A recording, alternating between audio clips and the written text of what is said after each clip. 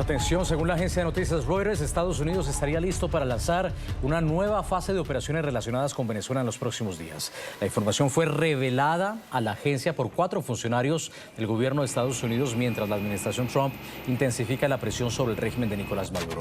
2 de los funcionarios dijeron que las operaciones encubiertas serían probablemente la primera parte de la nueva acción contra el jefe del régimen. Los 4 funcionarios citados en la información de Reuters oraron bajo condición de anonimato debido a la delicadeza de la acción que califican como inminente por parte de Washington. Los reporteros pidieron comentarios al Pentágono, que remitió las preguntas a la Casa Blanca. La CIA se negó a hacer comentarios. Son por lo menos 6 las aerolíneas que anunciaron en las últimas horas la cancelación de sus vuelos a Venezuela. Esto después de que la Administración Federal de Aviación de Estados Unidos advirtiera este viernes del deterioro de las condiciones de seguridad y argumentar un incremento en la actividad militar en la región. Compañías como Gol de Brasil, Avianca de Colombia, LATAM de Chile y TAP Air de Portugal cancelaron sus agendas, según informó Flight Radar 24, un sitio de monitoreo de vuelos y el sitio web oficial del Aeropuerto Internacional Simón Bolívar de Maiquetía, que sirve a Caracas.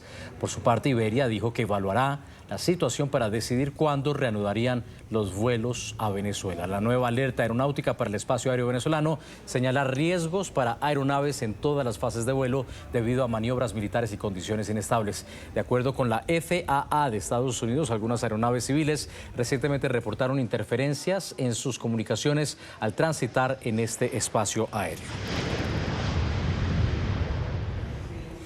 Entre tanto, el ministro de Defensa del régimen, Vladimir Padrino López, habló sobre el despliegue militar de Estados Unidos en el Caribe. Calificó la acción como injerencia y una amenaza directa a la soberanía de Venezuela. Nosotros rechazamos contundentemente maniobras, ejercicios y despliegues en nuestra área cercana de interés en Venezuela. Lo rechazamos con contundencia. Basta ya de amenazas. Basta ya de mentiras, de injurias. Basta ya de imposición del poder. Basta ya de manipulaciones, solamente por pretender preservar hegemonías regionales, locales. Los venezolanos manejan niveles de estrés muy altos a propósito de la situación política, económica y social de su país. Especialistas recomiendan controlar el consumo de noticias, seleccionar medios de comunicación y fuentes confiables para evitar problemas de salud debido a la expectativa por la posibilidad de un cambio político. Hoy los venezolanos manejan altos niveles de ansiedad. Desde las elecciones presidenciales el país no es el mismo. La persecución política, cientos de detenidos y ahora un despliegue militar estadounidense en el sur del Mar Caribe, esto mantiene en alerta permanente a toda la sociedad. Las decisiones que se toman a nivel político internacional tienen un impacto concreto en nuestras vidas. Los ciudadanos señalan que tanta información sobre Venezuela en las diferentes redes sociales les genera estrés adicional al que ya tienen a causa de la precaria calidad de vida. Tantas informaciones que hay que no, a veces no a quién creerle en realidad. Frente a esta realidad en la que los venezolanos no tienen control en la toma de decisiones, hay herramientas que pueden controlar los niveles de estrés. Lo primero, identificar lo que no está en mi control.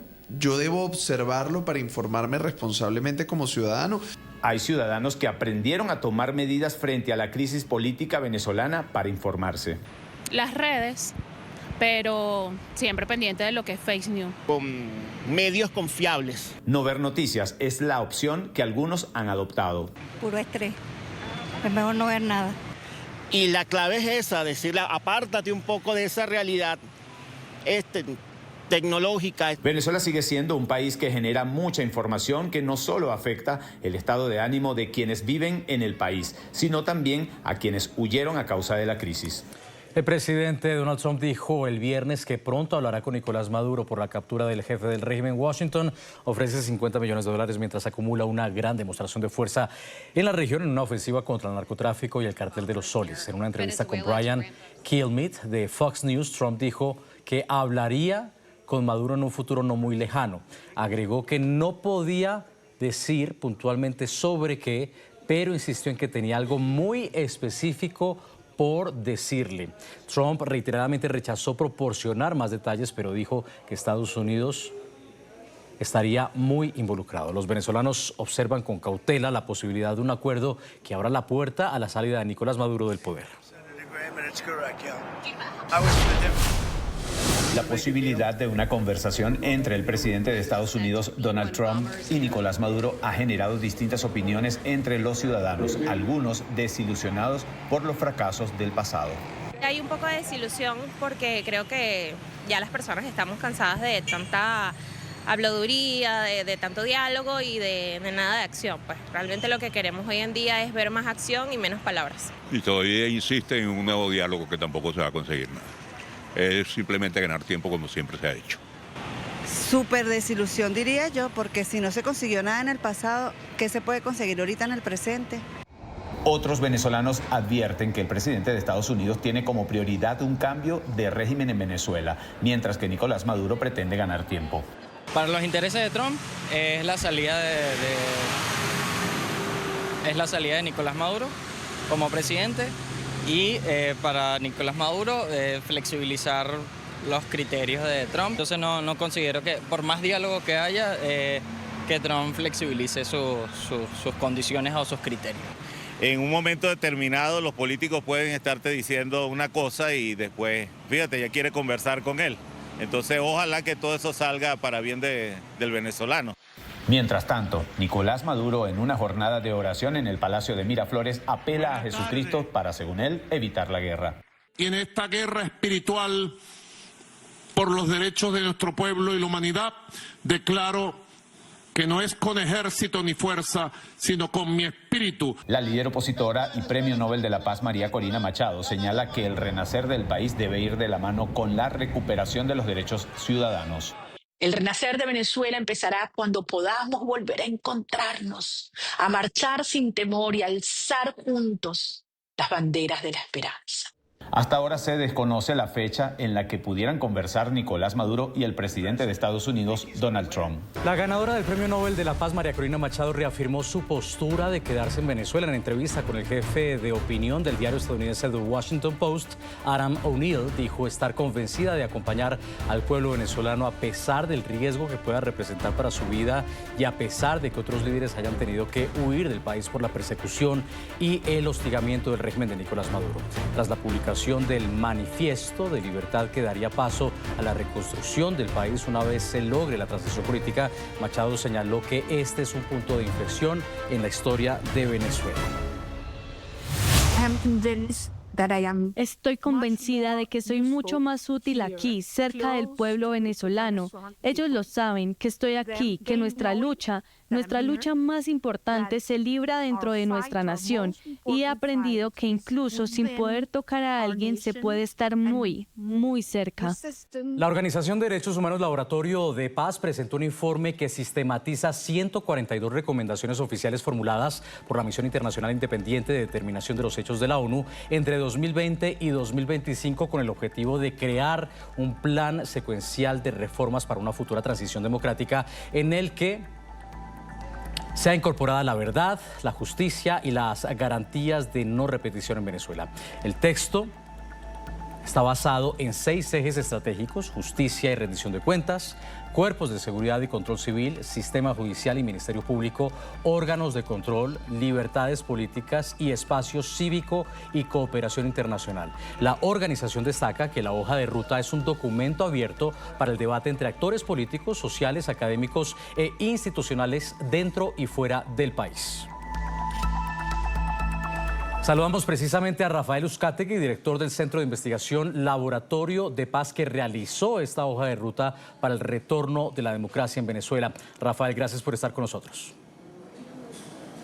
Hola Nicolás, gracias por el contacto y saludos a toda tu audiencia. Rafael, veo 3 conclusiones centrales derivadas de los informes que han presentado y es básicamente ponerse de acuerdo que en Venezuela han existido crímenes de lesa humanidad cometidos por el régimen, que ha habido además unos patrones estructurales de represión y que a su vez ha habido un colapso internacional. ¿Qué tiene que pasar primero para poder comenzar con esa hoja de ruta que ustedes están proponiendo?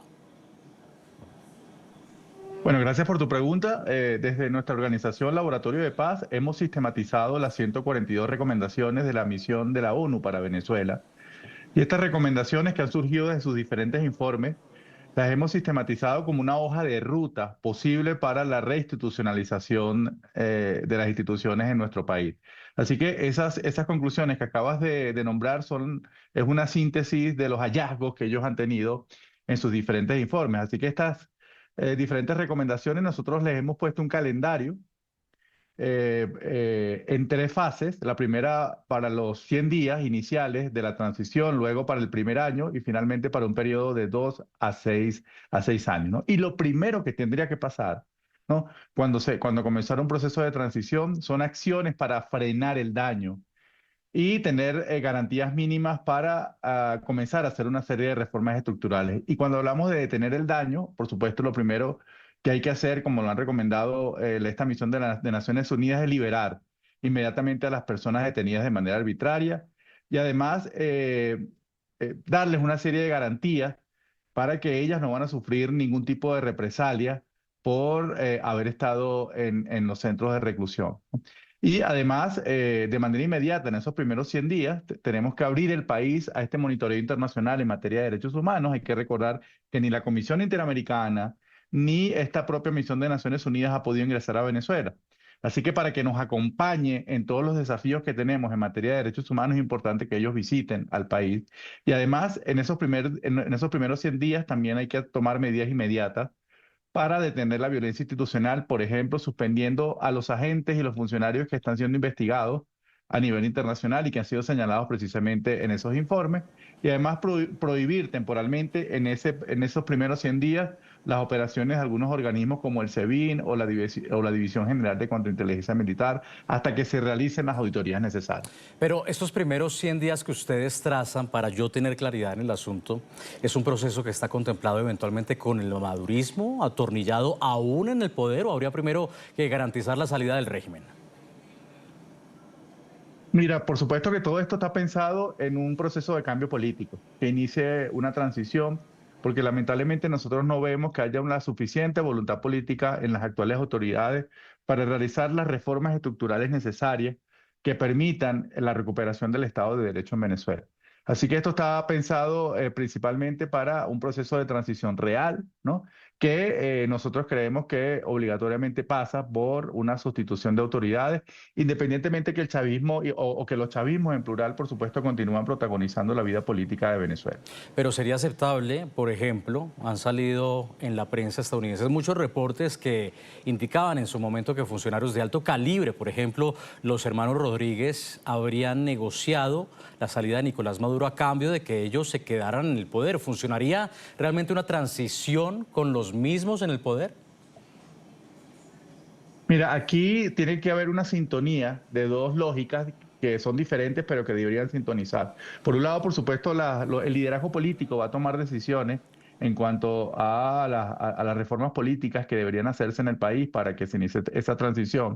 Y por supuesto allí va a estar todo lo vinculado a la mesa de negociaciones y los diálogos necesarios para que efectivamente esta transición pueda ser sustentable en el tiempo. Pero independientemente o de manera paralela a las decisiones que tome la clase política, estará la sociedad civil venezolana organizada, especialmente los familiares y las víctimas de violaciones de derechos humanos, presionando para que, por supuesto, hayan reformas estructurales en materia de derechos humanos y que se ofrezcan garantías de no repetición. Van a haber muchas tensiones, porque van a haber muchas cosas sobre la mesa, van a haber seguramente el apetito o la posibilidad de que se negocien niveles de impunidad, pero frente a eso la sociedad venezolana tiene que tener su propia agencia y desarrollar los anticuerpos necesarios para que se ceda la menor umbral de impunidad posible y que comiencen a darse las reformas para que si los delitos no se investigan y se sancionan a mediano plazo, puedan haber posibilidades de que eso finalmente se realice en un largo plazo. Pero a ver, yo pregunto nuevamente, ¿esto tiene que pasar ya con la restauración democrática y el cumplimiento de la elección popular de 2024 con Edmundo González como presidente legítimo de Venezuela? Efectivamente, para nosotros las organizaciones de derechos humanos tiene que haber un reconocimiento de los resultados del 28 de julio ¿no? Creo que eso ha sido el principal hito de quiebre de la institucionalidad democrática en nuestro país y por supuesto eso tendría que pasar por un reconocimiento de los resultados que se dieron en esa fecha, que yo creo que es una demanda en la cual sintoniza amplios sectores de la sociedad venezolana. Así que por supuesto esto es una propuesta para poder ir caminando en esa dirección y que necesita, por supuesto, la mayor cantidad de consensos dentro de los diferentes liderazgos sociales y políticos del país. Una vez se inicie esa hoja de ruta que ustedes proponen de transición democrática en Venezuela, ¿cuánto tiempo le tomará al país recuperar su democracia, recuperar su salud como sociedad? ¿Cuántos años podrían ser suficientes para reparar y sanar a Venezuela de la crisis institucional, de la crisis democrática, de la crisis de los derechos humanos que ha dejado el régimen? Mira, el daño antropológico en la sociedad venezolana ha sido muy profundo y por supuesto yo creo que la reconstrucción de todo el tejido social, de las instituciones y la propia cultura institucional y democrática nos va a demandar mucho tiempo. Y en esta propuesta nosotros hemos contemplado prioridades no solamente para los primeros 100 días, sino también para el primer año y finalmente para el periodo de 2 a 6 años que se supone que sería la finalización de ese periodo presidencial que finalizaría en este proceso, o el primer presidente que finalizaría en este proceso de transición.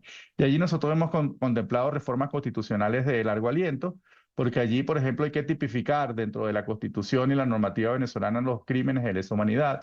Tiene que haber una profesionalización completa de los cuerpos de seguridad. Hay que consolidar un modelo de justicia independiente y eficiente. Y finalmente tenemos que promover una agenda nacional de memoria, reparación y garantías de reparación para las víctimas en materia de violaciones a los derechos humanos, todo con la compañía, en nuestro caso, esa es nuestra propuesta, de los órganos internacionales que tienen mandato de protección en derechos humanos. Así que esta propuesta contempla medidas hasta 6 años, pero seguramente todos los desafíos que tenemos por delante los venezolanos van a demandar una mirada de muchísimo más a largo plazo. En ese enfoque, fíjese usted, el componente de justicia, de reparación, ¿por dónde pasa? ¿Por dónde pasa la Corte Penal Internacional, por ejemplo, responsable de investigar las violaciones a los derechos humanos en Venezuela y a sus máximos responsables? ¿Por dónde pasa la responsabilidad que tiene que asumir Nicolás Maduro? Mira, tu pregunta es muy importante porque esos dos procesos, es decir, los procesos de justicia a lo interno y de reformas estructurales para realmente tener un sistema de administración de justicia, jueces, fiscales, una defensoría del pueblo, verdaderamente al servicio de los ciudadanos, independientemente de todas las reformas que tenemos que promover a lo interno, esos procesos de justicia internacional tienen que mantenerse, deben mantenerse y seguramente van a ofrecer resultados en algún momento. Así que en este plan, como lo sugiere la propia misión de Naciones Unidas, hay una cooperación permanente, internacional y estratégica con estos organismos internacionales para, por un lado, permitirles la plena operación dentro del país, en el caso de la oficina de la Corte Penal Internacional, que pueda operar de manera plena, que pueda tener acceso a todas las instituciones y toda la información pública y estatal necesaria, y que además, no solamente en el caso de los delitos de lesa humanidad que se están investigando y que en algún momento tienen que arrojar un nombre de responsable, no solamente en esos casos, sino que también en el conjunto de reformas necesarias en materia de justicia, en materia de reforma a derechos sociales, también ofrezcan ese acompañamiento. Así que, por supuesto, una transición en Venezuela no es posible sin el acompañamiento cercano, permanente de la comunidad internacional, y nosotros vamos a pedir que ese acompañamiento sea permanente por parte de estos organismos internacionales de derechos humanos. Yo le reformulo la pregunta porque evidentemente en estos procesos son muchos los sapos que finalmente hay que tragarse, según algunas de las perspectivas que entran en choque. Nicolás Maduro va a tener que asumir sus responsabilidades o, como algunos especulan, se le terminaría permitiendo salir de Venezuela hacia un país aliado como Rusia, Cuba o Turquía con tal de salirse de Venezuela. Sí, bueno, para un defensor de derechos humanos, como es mi caso, nosotros nunca vamos a avalar ningún tipo de niveles de impunidad, ¿no?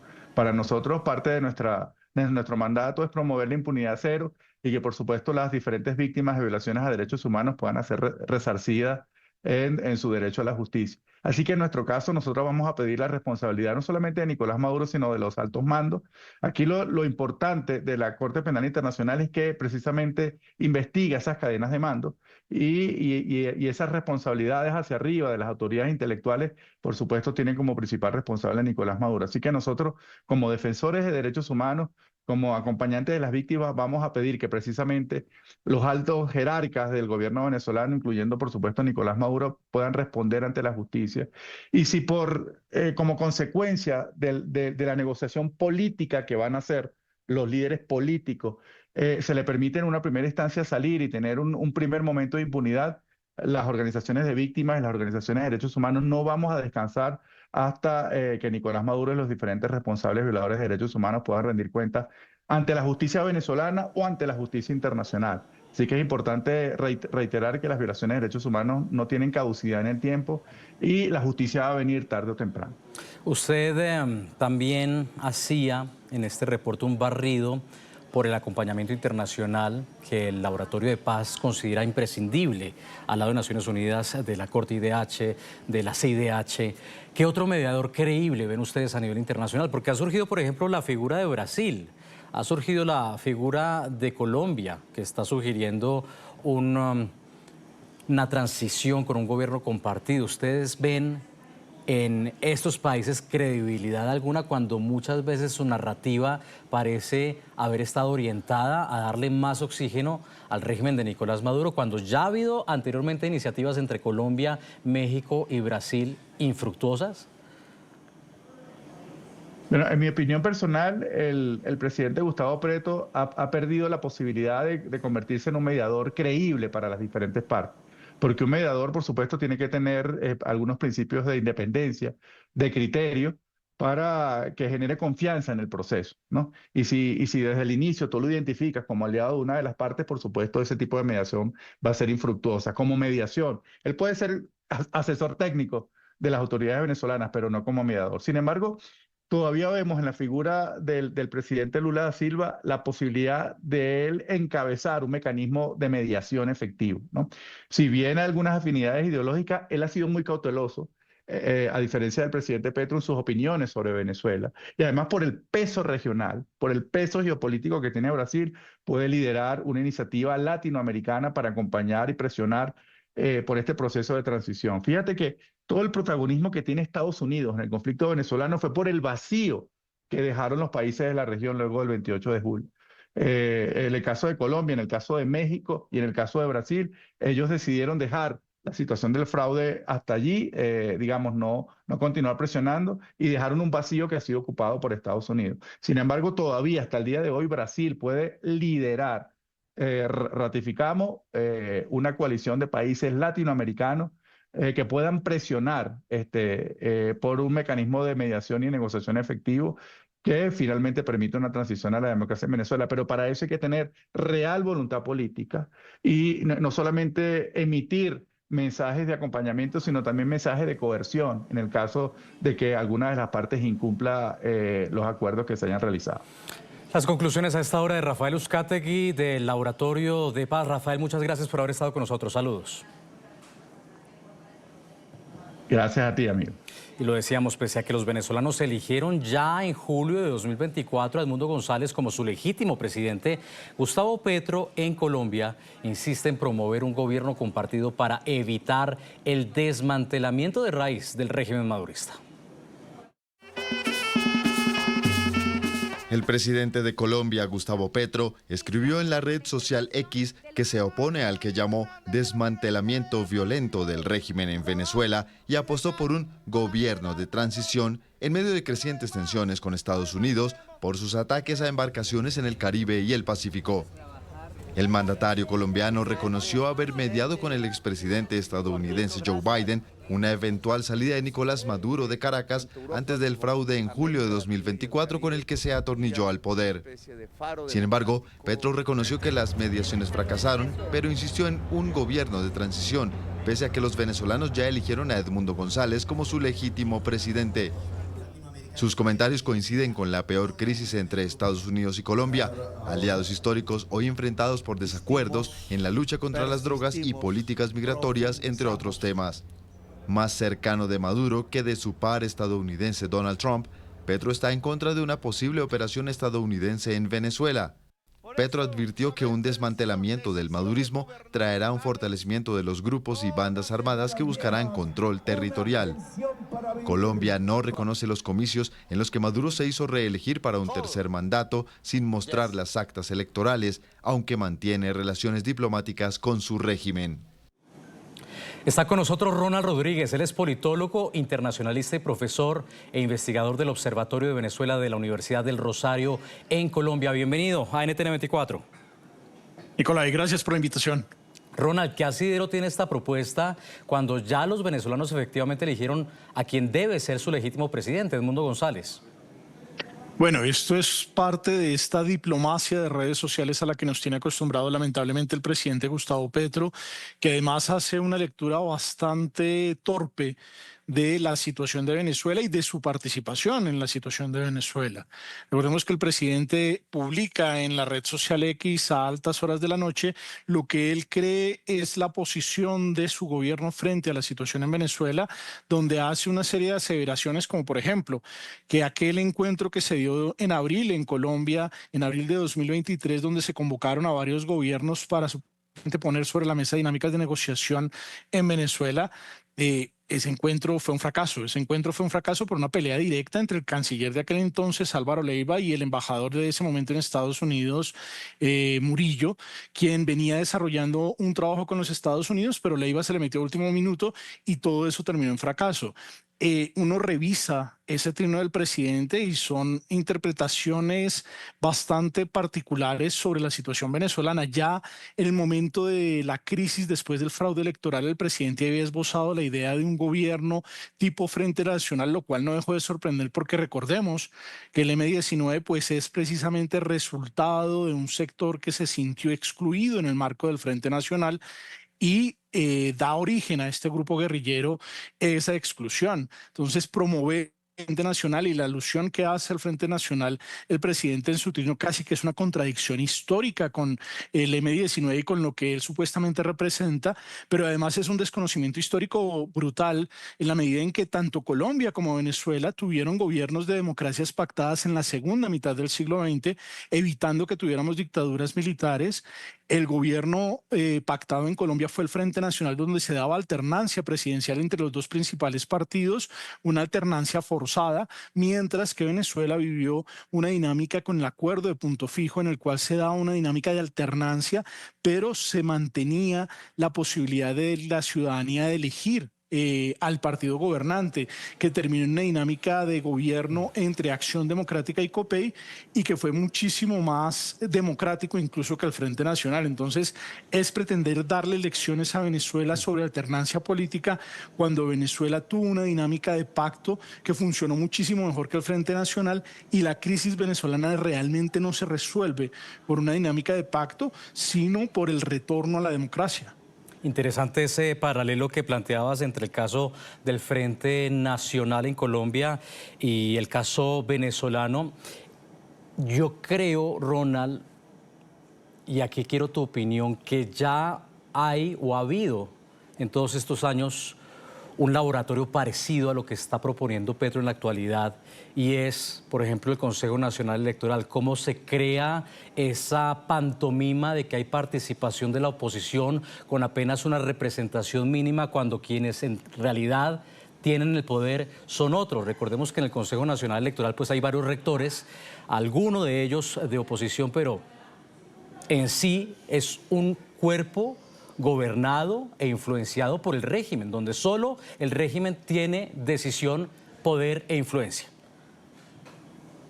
Nicolai, el caso venezolano es muy llamativo porque es el caso del deterioro democrático. Se utilizaron herramientas electorales para deteriorar la democracia, entrar en una lógica de autoritarismo competitivo durante el gobierno de Hugo Chávez, porque este deterioro no empezó únicamente con Nicolás Maduro. A veces hay algunas interpretaciones que quieren pintar al gobierno de Chávez, incluso el propio presidente Petro cae en eso, como si fuera un gobierno demócrata. No, el presidente Chávez vació de contenido la democracia, vació de contenido las elecciones. En 2007, cuando trata de cambiar la Constitución y el pueblo le dice que no, decide empezar a implementar muchas de estas medidas a través de un mecanismo que existe en Venezuela, que es ley habilitante. Y finalmente, cuando llega Nicolás Maduro ya no cuenta con ningún tipo de respaldo popular. La oposición le gana a la Asamblea Nacional limpiamente en 2015 y en lugar de reconocer esa victoria que incluso le permitía, como bien lo señalas, a la Asamblea Nacional elegir los rectores del Consejo Nacional Electoral, el régimen de Maduro decidió ya darle la vuelta de tuerca a la situación y el 1 de mayo de 2017 convoca una Asamblea Nacional Constituyente y para muchos politólogos, entre los cuales me incluyo, es el inicio de la dictadura en Venezuela ya formalmente, ya cualquier apariencia de democracia, de elecciones, queda completamente borrada del mapa y el régimen asume una dinámica dictatorial. La elección de 2018 Colombia no la reconoció. Recordemos que Colombia ya lleva 2 certámenes electorales sin reconocer la situación en Venezuela. En 2018 el régimen hizo una elección. En el caso venezolano los periodos presidenciales son sexenios, son 6 años en el poder y en 2018 el entonces presidente Juan Manuel Santos no reconoció esa elección porque no la consideraba ni competitiva ni democrática e incluso recordemos que en ese momento ya había un alto nivel de represión. Lo que sucedió el año pasado es un ejercicio en el cual después de una larga negociación de más de 3 años donde los Estados Unidos apoyaron, donde noruegos, Qatar, diferentes actores, incluso México, estuvieron moviendo la dinámica para que pudiese darse una salida a partir de un certamen electoral y con todas las circunstancias en contra, con un CNE, como lo señalabas, absolutamente dominado por el régimen, la oposición aún así logró demostrar, porque son los que han puesto la evidencia sobre la mesa, que Edmundo González Urrutia ganó la elección. El régimen venezolano no es dictadura porque se haya robado las elecciones de 2024. Es dictadura porque desde hace tiempo no permite que el proceso por el cual los ciudadanos venezolanos eligen a sus gobernantes logre materializarse en una expresión democrática. Y recordemos que además en el caso venezolano siempre es importante recordar que no solamente es un tema electoral. Como bien lo dices, es la concentración de poderes. En Venezuela el poder electoral es uno de los 5 poderes. El Poder Judicial, el Tribunal Supremo de Justicia, está completamente controlado por el gobierno. El Legislativo se eligió en 2020 con unas características muy particulares. Este año tuvo una reelección en la cual la oposición logró tener algunos espacios que son bastante cuestionables. Y finalmente, pues el Poder Ciudadano, que son los órganos de control, también están en las manos del oficialismo. Venezuela no es una democracia, no la podemos tratar como una democracia y Colombia debe entender que su vecino más importante, con el que comparte 2.219 kilómetros de frontera, en la cual conviven más de 12 millones de personas, es una dictadura y tenemos que actuar en consecuencia. No es la única dictadura, lamentablemente, con la que convivimos. Tristemente vivimos un momento de repunte autoritario. Turquía, Rusia, China, El Salvador, hay una serie de gobiernos que están en derivas autoritarias y Colombia, como una democracia, tiene una difícil particularidad porque esta dictadura, a diferencia de otras, es nuestra dictadura vecina.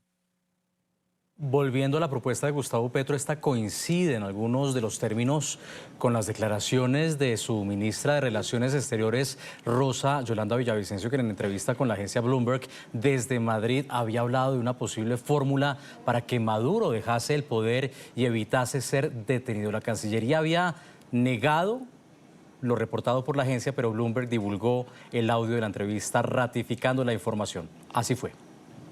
Sí, yo creo que de hecho lo ha considerado, que puede haber una salida, una transición donde, bueno, pues él pueda irse sin que tenga que pasar a lo mejor por la cárcel y que venga alguien que pueda hacer esa transición y que pueda haber unas elecciones pues que estén legitimadas con un proceso transparente, pues sería lo más sano, y es lo que nosotros decimos y lo que se le está proponiendo, y creo que Maduro estaría por aceptarlo.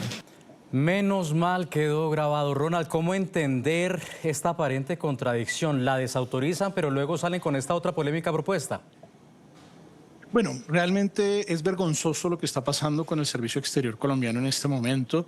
La canciller no tiene las capacidades para manejar la política exterior del Estado colombiano y mucho menos para ser la representante de ese Estado puntualmente, una canciller que no entiende la diferencia de las posiciones personales frente a las posiciones de Estado, y en el caso de Venezuela pues ha sido absolutamente notable.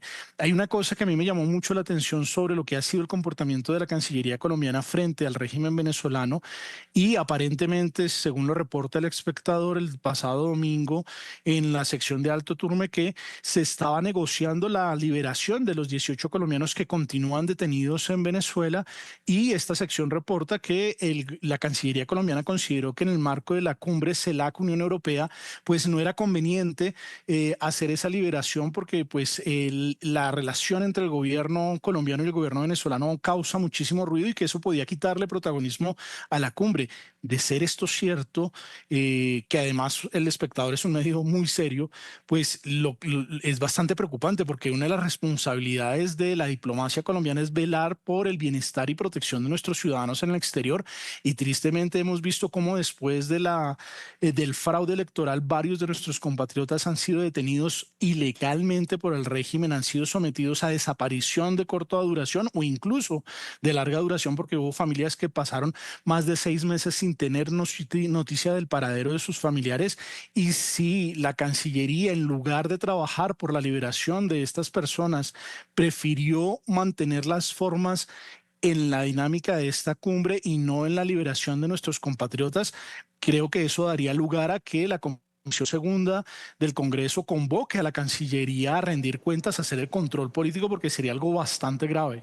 Efectivamente, muy preocupante. Ronald Rodríguez, desde Colombia, profesor investigador del Observatorio Venezolano de la Universidad del Rosario en Colombia. Gracias por haber estado aquí. Gracias por la invitación, Nicolai.